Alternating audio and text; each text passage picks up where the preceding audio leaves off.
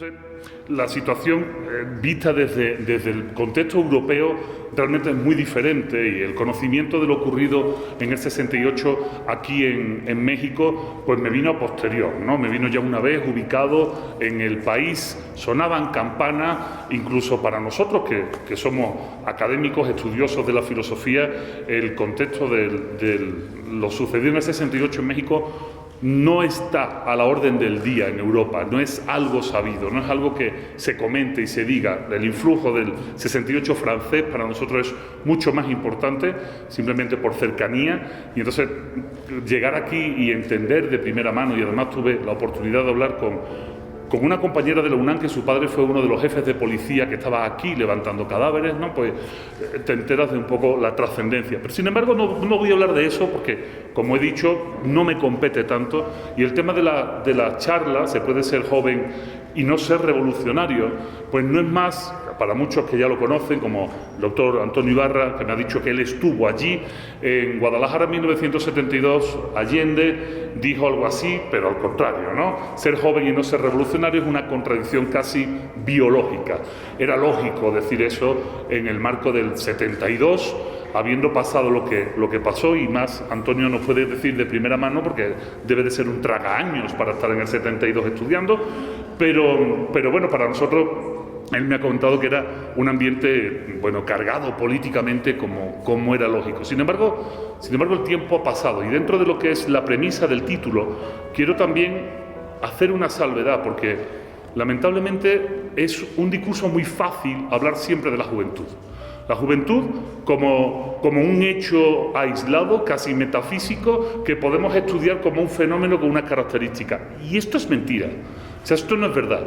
La juventud es simplemente un periodo temporal que además ocurre de manera no concreta, porque los jóvenes de hoy son los viejos de mañana, los jóvenes nacidos hoy serán los jóvenes adultos dentro de unos años, y además no coincidirán, y además las generaciones tampoco son exactas, no todos nacemos justo cuando arranca el año. O sea, hay que entender que la temporalidad de la juventud es un marco demasiado grande, y que además esa juventud también está anclada a unos parámetros del aquí y del ahora, de dónde nazcas, en qué nexo cultural, en qué ambiente familiar, en qué clase social. Realmente lo que estoy haciendo, aunque no lo sepan ustedes, yo os lo cuento, es simplemente desgranar el concepto de la complejidad de un concepto como la juventud. Cuando hablamos de complejidad en filosofía, y esto es muy interesante, ya saben que en mi charla pues me gusta ser muy cercano con ustedes, ¿no?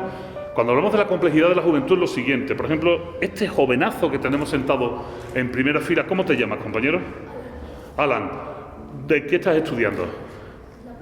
Estás en la primaria. ¿Tienes hermanos?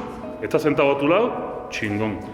¿Vives en una colonia? ¿Sí? ¿Tienes vecinos? Alan tiene una realidad, una que es Alan el que viene hoy a esta conferencia, pero además tiene otra cara poliédrica que es Alan el compañero de primaria con sus compañeros. Además es Alan el hermano de su hermano, y su hermano lo ve con una realidad diferente y él se plantea en una realidad diferente. Y además Alan está en una colonia con unos vecinos. O sea, los seres humanos somos seres mucho más complejos que lo que aparentemente podemos parecer. Y cuando hablamos de juventud es bastardear un concepto, decir toda la juventud es así o toda la juventud es asá, es bastardear el concepto de la juventud. Y perdónenme, desde la ética de la comunicación es algo muy sabido. De hecho, fíjense, en España durante los años 90, 2000, yo estuve trabajando acerca de estas cuestiones con un profesor, ahora catedrático de Filosofía Moral de la Universidad de Sevilla, que no está en la Facultad de Filosofía, sino en la Facultad de Comunicación. El nexo entre filosofía y comunicación en Europa es muy fuerte, sobre todo en cuestiones de ética. Y dentro de sus trabajos, que yo tuve la oportunidad de trabajar con él, de estudiar y trabajar con él, había unos conceptos muy interesantes. Cuando en los medios de comunicación se hablaba de la juventud, era siempre en término peyorativo. Los jóvenes se emborrachan cada vez antes. Los jóvenes despiertan a la promiscuidad cada vez antes. Los jóvenes han entrado en una manifestación y han hecho esto. Unos jóvenes violentos han cometido un atraco o han cometido un acto vandálico. Los jóvenes siempre era el término peyorativo. Ahora, eso sí, cuando se hablaba, por ejemplo, de las fiestas de la primavera en la universidad, es pues una fiesta enorme, se hace en un sitio que se llama el Charco de la Pava, ¿verdad? Un sitio donde se reúnen miles de jóvenes a beber y a emborracharse, pero ojo, miles de jóvenes universitarios. Y entonces las noticias después son: los universitarios son los más activos en las ONGs, los universitarios son los más solidarios, o sea, fíjense, los universitarios que se estaban emborrachando eran los jóvenes de los que se estaba hablando, pero también esos mismos son los que estaban en las ONG. El concepto de juventud es un saco excesivamente grande con un hueco demasiado grande, y si lo metemos todo ahí va a depender de la visión política que queramos darle para que sea peyorativo o no, para que sea un epíteto de desprecio y decimos que todo lo joven es malo o todo lo joven es pernicioso. Cuidado. Y esto pasaba en los años 2000 en Europa y se estaba estudiando ya. De hecho, agarren la prensa. Cuando vean una manifestación verán jóvenes revoltosos. El problema es que en gran parte de Latinoamérica, cuando queremos también poner una cruz sobre la juventud, decimos que son estudiantes. Y esto es grave. Esto es grave. Unos estudiantes revoltosos, unos estudiantes díscolos, unos estudiantes radicales de izquierda. Oye, perdón, ser estudiante, perdón, es un honor, es un orgullo. O sea, ser estudiante es estar intentando hacer algo mejor, no es algo peyorativo. Pero ya os estoy poniendo el marco. ¿Por qué os pongo este marco? Porque tenemos que hablar de la juventud haciendo una generalización muy amplia, pero si alguien se siente incómodo por la generalización, que entienda que es necesaria para la argumentación, pero que yo no la voy a defender en el sentido estricto de los jóvenes son, porque ya hemos visto que hay una gran variedad de jóvenes. Sin embargo, también es cierto que la coyuntura temporal y espacial de cada juventud o de las juventudes ha sido diferente. En el 72, la aseveración de que ser joven era ser revolucionario era casi una lógica aplastante. Pero no solo en el 72, en el 60 también. Era obvio. Tenemos que pensar que en los años 60, cuando había todo un movimiento contracultural, no solo en Estados Unidos, no solo en parte de México, sino también, por supuesto, en Europa, se daban las condiciones y se premiaba de alguna manera ese afán revolucionario, reivindicador de la juventud.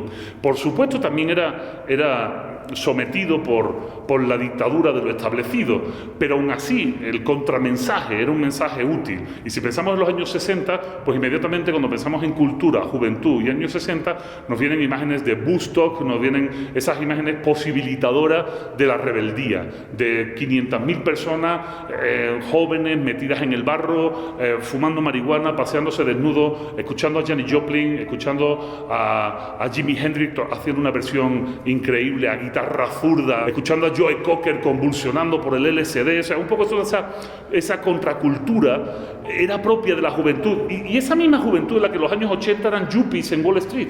La misma juventud.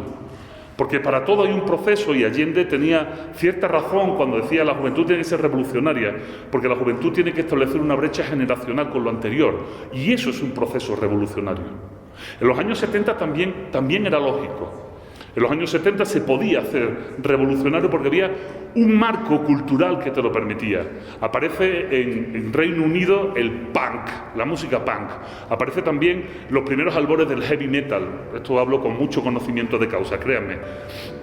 Led Zeppelin, Black Sabbath, Judas Priest, son todos una serie de grupos que nacen al amparo de una juventud muy oprimida dentro de una estructura industrial muy férrea, británica, con unos gobiernos muy conservadores y que ellos inmediatamente intentan darle la vuelta, ¿no? Decía un crítico de música que escuchar a Led Zeppelin era como escuchar metal pesado cayendo, ¿no? Heavy metal down. Esto es Heavy Metal Down, esto no suena como los Led Zeppelin, pero bueno, nos lo podemos imaginar. Puede ser la intro de algún disco, ¿no? Había ese marco, se permitía ese marco. Sin embargo, entre los años 70 y 80 suceden varias cosas interesantes. Como hablábamos antes, el doctor Ibarria y yo, pues es la era Reagan, es la era Thatcher, es la era Reagan y Thatcher. No es baladí que los dos estudiaran en la misma escuela neoliberal, no es baladí que los dos estudiaran bajo los mismos preceptos y con los mismos conceptos económicos. Pero ocurren muchas más cosas. Hay una transición musical hacia lo que hoy llamamos el pop, que es una música que ya no tiene, por ejemplo, la posibilidad de un marco de rebeldía. Es una música de distracción que redunda en los aspectos lúdicos. Esto ha pasado siempre. Siempre ha habido música puramente lúdica. O sea, siempre ha habido una orquestita de barrio que te toca un bolero y tú lo bailas, o una cumbia, o lo que sea. Esto siempre ha existido. Pero había una posibilidad de rebeldía en la cultura. Había una posibilidad de volcarse en la cultura. El pop inhibe esa posibilidad. No veo yo una canción de Michael Jackson que me haga salir a las calles a levantar los adoquines, ¿no? A lo mejor lo puedo gastar bailando hacia atrás, el moonwalker, ¿no? Pero no podré levantar los adoquines.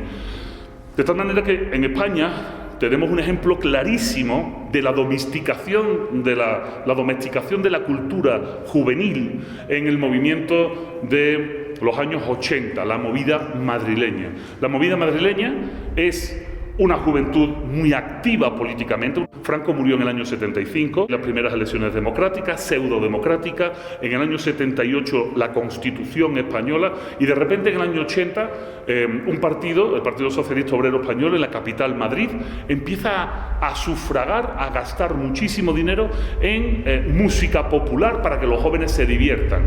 La música popular la conocéis todos, porque son grupos que después vinieron aquí: Mecano, Nacha Pop, La Unión, Radio Futura, Ole Ole. Todos estos grupos musicales eran, primero, de una calidad pésima, ínfima. Hombres G, no sé qué pasión tenéis en México con los Hombres G. De verdad os pido que no vayáis a los conciertos, o ir y darle la espalda, ¿no? O sea, Hombres G son un producto de marketing de los años 80 en España. Hombres G, con todo mi respeto a la familia Sumer, con la que yo he trabajado en televisión, Hombres G son unos niños fresas. Si conocéis sus canciones, ellos dicen niños pijos, ¿no? De familias muy ricas de España, que les regalan unos instrumentos musicales para que se entretengan.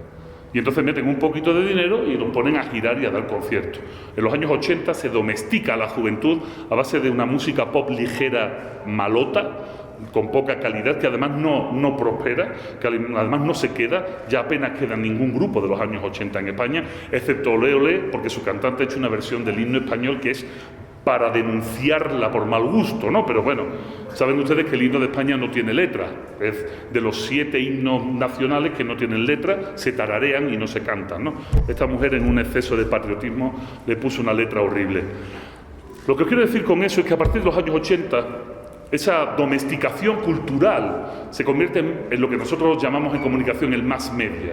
Se convierte en una empresa, en una industria.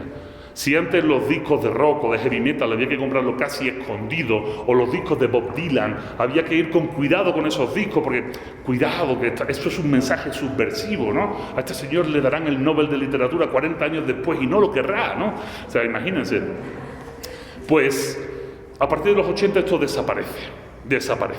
Los canales de comunicación de la juventud se convierten en revistas, como podría ser el TV y Novela, se convierte en revistas con muchos colores, se mercantiliza todo lo que tiene que ver con la juventud.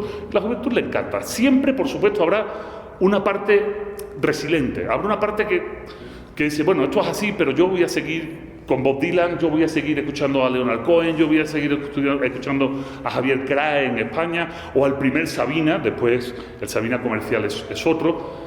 Pero esto es muy sintomático, porque esto es lo que empezamos a arrastrar desde los años 80, los años 90, ojo, de los 80 a los 90 cae el muro de Berlín, 1989, de los 80 a los 90 ya no existen dos potencias que tienen que demostrar que las dos son una mejor que la otra, ya solo queda una que no tiene que demostrar nada a nadie, que se quita la careta y empieza a hacer lo que le da la gana.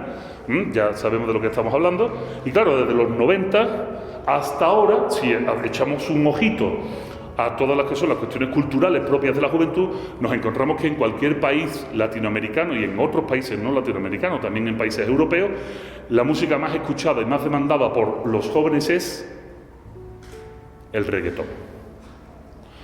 Verán, esto no es un alegato en contra del reggaetón. Vuelvo a decir, en todas las en todas las ferias de los pueblos hay una banda que toca pachanga y que todo el mundo baila y se divierte con esa música. Pero también el mismo que se divierte bailando un paso doble o bailando un corrido norteño, también puede escuchar a Leonard Cohen y a Bob Dylan. Pero claro, cuando todo el canal musical es un canal que va en una sola dirección para un consumo inmediato de canciones que verán, dentro de los grandes éxitos del reggaetón, ya es un clásico "a mí me gusta la gasolina". Y cuidado, que tiene 10 años, pero ya es un clásico. Entonces, ¿qué sucede? Bueno, pues que esa posibilidad subversiva que nos daba la contracultura musical, pues no existe.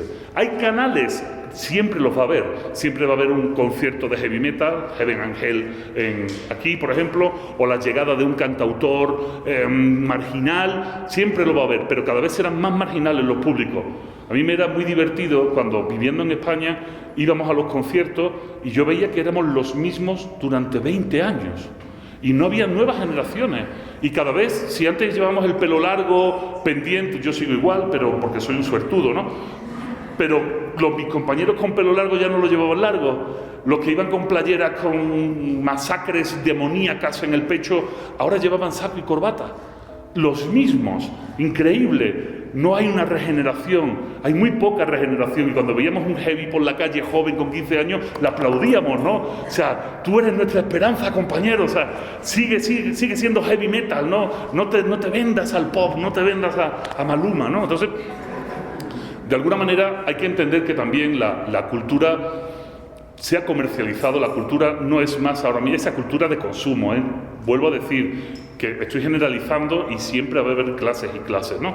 Pero esa cultura de consumo para la juventud, ese usar y tirar, ese plug and play de música que estamos escuchando ahora y de otras tendencias, pues no permiten la reflexión, porque no buscan la reflexión, simplemente buscan el esparcimiento y lo lúdico. Y cuando nos quieren mostrar alguna parte de la juventud, lo que nos están mostrando es pues una juventud que sí debe de ser cierto y que yo lo aplaudo, deliberadamente abierta sexualmente, sin los tapujos que podríamos tener mis generaciones o generaciones anteriores, que me parece laudatorio, pero no el único tema que se tenga que mover. ¿Por qué? Porque al final todos estos consumos no son consumos que se hagan en grupo. Al final ese consumo musical es un consumo musical individual, porque lo que nos ha movido, lo que ha cambiado el sesgo de esa juventud, mal llamada juventud, en los últimos 50 años, es pasar de un sentido de colectividad y de grupo, como eran los hippies en los años 60, como eran los rockeros en los años 70, a una sociedad absolutamente individual.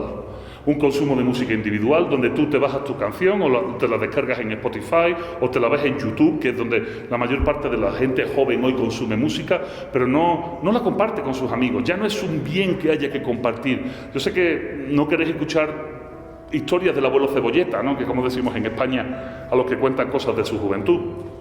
Pero en nuestra época grabábamos las músicas en pequeñas cintas de cassette magnéticas y claro, las escuchábamos en radios a pilas, a baterías, y como no queríamos que se gastaran las baterías, teníamos un bolígrafo Bic. Lo metías y le dabas vueltecita, ¿no? Entonces tú le grababas a tus amigos tu música y a tu novia la música que más te gustaba, ¿no? Así, era un fetiche y era una cosa preciosa. Ahora no le mandas a tu novia tu lista de Spotify. Te mando mi lista de Spotify, mi playlist. Entonces es cutre, ¿no? Es impersonal, no es ni bonito.